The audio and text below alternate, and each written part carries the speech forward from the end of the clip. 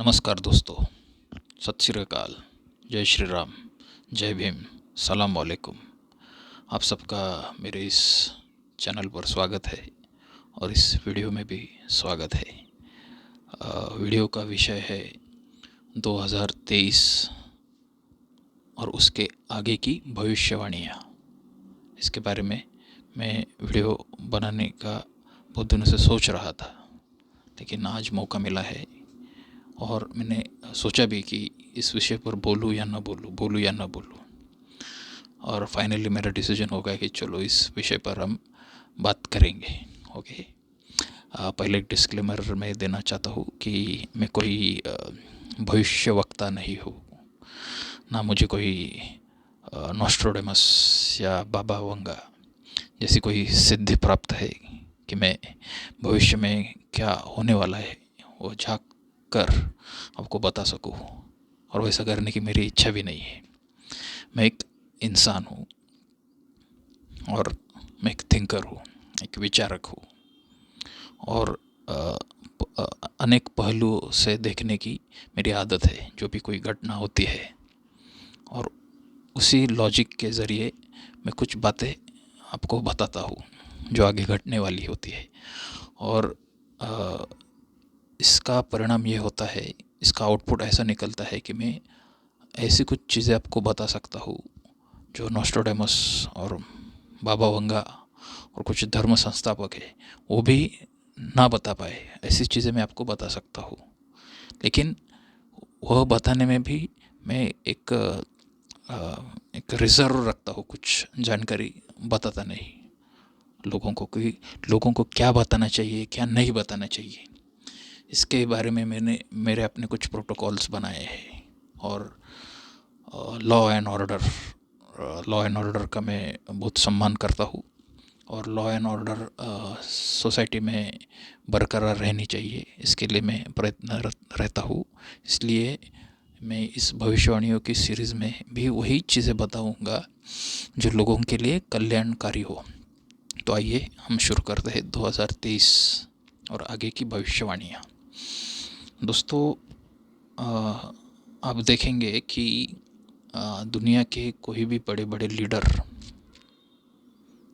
जब मिलते हैं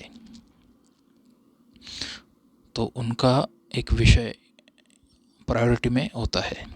सबसे ऊंची प्रायोरिटी में एक विषय होता है, उस विषय पर वह बातचीत करते हैं, विचार विमर्श करते हैं, जानकारियों का आदान प्रदान करता है। वो विषय क्या है? Climate change. Climate change. और ये क्लाइमेट चेंज, यह शब्द बहुत सौम्य है, ऐसा आपको लगता है। ओके। उसका सौम्यकरण किया गया है और उस तरह से आपको बताया जाता है, लेकिन यह एक बहुत गंभीर विषय होने वाला है। एक बहुत गंभीर विषय होने वाला है।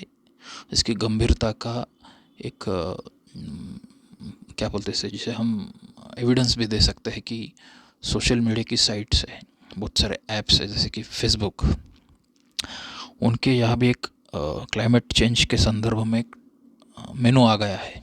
ओके। क्योंकि अभी 50, 60, 70, 80 साल आगे यही विषय चलने वाला है, क्लाइमेट चेंज, क्लाइमेट चेंज। तो क्लाइमेट चेंज ये क्या कुछ होक्स नहीं है, ये कोई मजाक नहीं है, या कोई राजनीति नहीं है, ये एक रियलिटी है।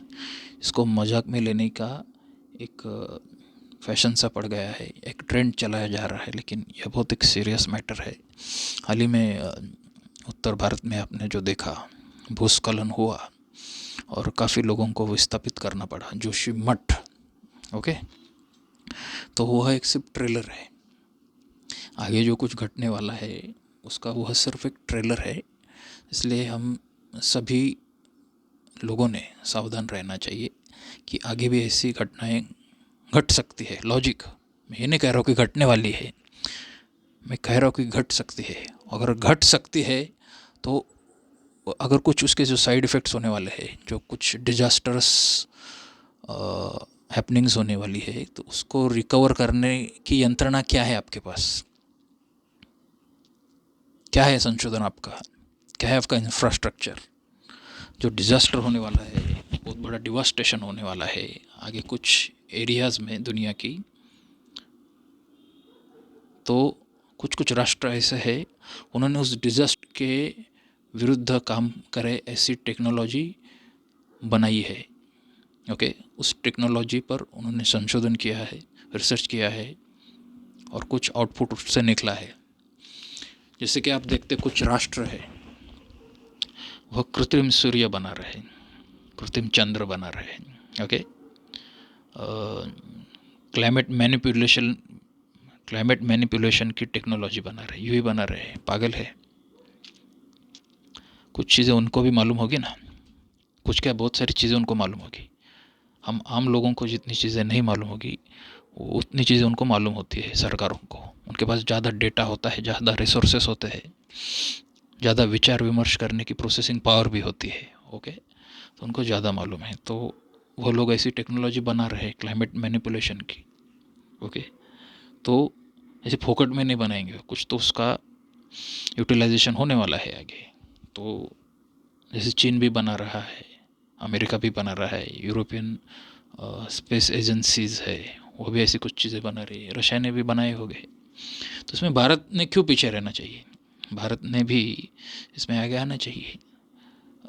आप सभी लोग जितने आपके लोक प्रतिनिधि हैं उनको दरखास्त करो कि कुछ ऐसा सिलेबस इंडिया में बनाया जाए, कुछ ऐसा अभ्यासक्रम, ऐसा करिकुलम बनाया जाए ताकि संशोधन को गति मिले, रिसर्च इनोवेशन।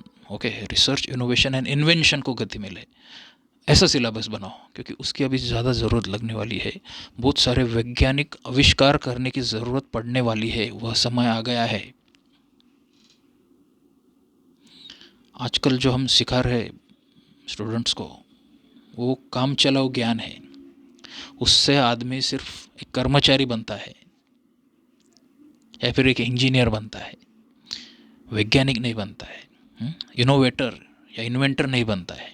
ओके, तो इनोवेटर, इन्वेंटर और रिसर्चर बने, ऐसे कुछ सिलेबस बनाओ। और वह जो सिलेबस है ऐसे नहीं कि उच्च शिक्षा में समाविष्ट करो, नहीं, सेकेंडरी एजुकेशन जो है, मैं कहता हूँ आठवीं 9वीं 10वीं 11वीं 12वीं, 8वीं से वो स्टार्ट करो। इनोवेशन, रिसर्च, ओके, इन्वेंशन कैसे करते हैं, क्रिएटिविटी क्या है, ऐसे कुछ सिलेबस बनाओ ताकि नए नए इजाद हो। रशिया, अमेरिका, जापान, यूरोप, ये क्यों आगे है? क्यों वह महासत्ता है? क्यों उन्हें महाशक्तियाँ कहते हैं? उन्होंने रिसर्च, इनोवेशन एंड इन्वेंशन पर जोर दिया है पहले से, इसलिए उनकी आज चलती है, उनका लोहा मानते हैं लोग। तो इसमें भारत ने पीछे नहीं रहना चाहिए। और क्लाइमेट चेंज का यह पॉजिटिव इस्तेमाल हम कर सकते हैं। क्लाइमेट चेंज हो रहा है, क्लाइमेट के पैटर्न देखो, जो वातावरण जो हम पहले महसूस करते थे वैसा भी नहीं रहा है, हर जगह पे बदल हो रहे। बहुत जगह पे ठंडी पड़ रही है, जहाँ पे बहुत गर्मी होती थी वहाँ ठंडी पड़ रही है, जहाँ पे बहुत ठंडी होती थी वहाँ गर्मी पड़ रही है, जहाँ पे कभी बारिश नहीं गिरती थी वहाँ पे बारिश गिर रही है, और इतनी बारिश गिर रही कि बाढ़ आ रही है। और जहाँ पे पानी की रेलचेल हुआ करती थी, बहुत सारा पानी हुआ करता, वो वहाँ भी सूखा पड़ रहा है। ये क्या हो रहा है? तो ये तो सिर्फ एक झांकी है, सिर्फ ट्रेलर है, आगे बहुत सारी आगे चीज़ें होने वाली है, वो मैं बता भी नहीं सकता ऐसी चीज़ें होने वाली है, क्योंकि यूट्यूब के रूल्स एंड रेगुलेशन है, वो वीडियो भी उड़ा देते हैं। और मेरे भी कुछ अपने प्रोटोकॉल्स है, मैं कुछ चीज़ें नहीं बता सकता लोगों को। यही कि बहुत सारे पॉजिटिव एटीट्यूड से काम करने वाले लोग समाज में है। युवक जो है हमारे काम कर रहे हैं अलग अलग फील्ड में, कोई मार्केटिंग फील्ड में काम कर रहा है, कोई फार्मिंग में काम कर रहा है, ओके, कोई कर्मचारी है। तो उनके सबके मन पर एक निगेटिव असर पड़ सकता है और एक नैराश्य की लहर आ सकती है, एक पैंडेमिक। जैसे अभी एक पैंडेमिक लाई गई थी ना 2021 में, वैसी एक नैराश्य की पैंडेमिक आ सकती है अगर क्लाइमेट चेंज जो है उसके बारे में हम एक पॉजिटिव नरेशन सेट ना करें। क्लाइमेट चेंज के बारे में एक पॉजिटिव नरेशन सेट करने में मैं मदद कर सकता हूँ, और इसके लिए ये ऐसे वीडियो में बनाता हूँ। और मैं जो कहता हूँ उसके संदर्भ मेरे पिछले वीडियो से आप लेते जाइए कि मैं ऐसा क्यों कहता हूँ। तो क्लाइमेट चेंज यह एक बहुत बड़ा विषय है, ये मजाक का विषय नहीं है। ओके। और इसमें एक सबसे महत्वपूर्ण बात यह है क्लाइमेट चेंज कि इसके बारे में सच जानकारी लोगों को बतानी आवश्यक है। इसके बारे में सच जानकारी और आंकड़े लोगों को देने की ज़रूरत है कि क्या होता है। देखो, मीडिया जो है वो मीडिया हमेशा गुमराह करने का काम करती है।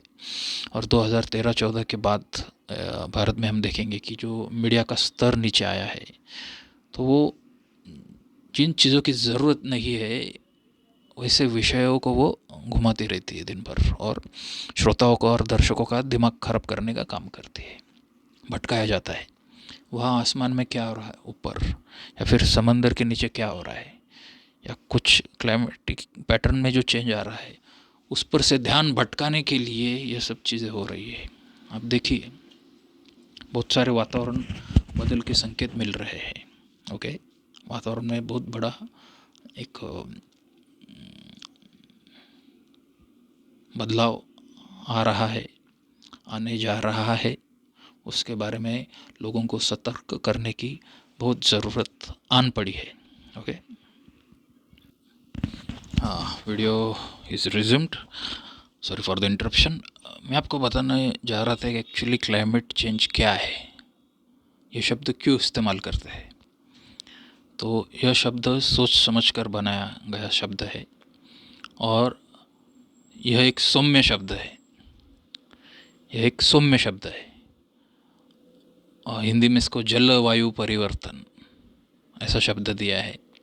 तो इससे भी लोगों में कुछ खास ऐसा फ़र्क नहीं पड़ता है, यह सुनकर भी कि हाँ, जलवायु परिवर्तन है, ठीक है, परिवर्तन सृष्टि का नियम है, तो ये होता होगा, तो होने दो, हमें क्या।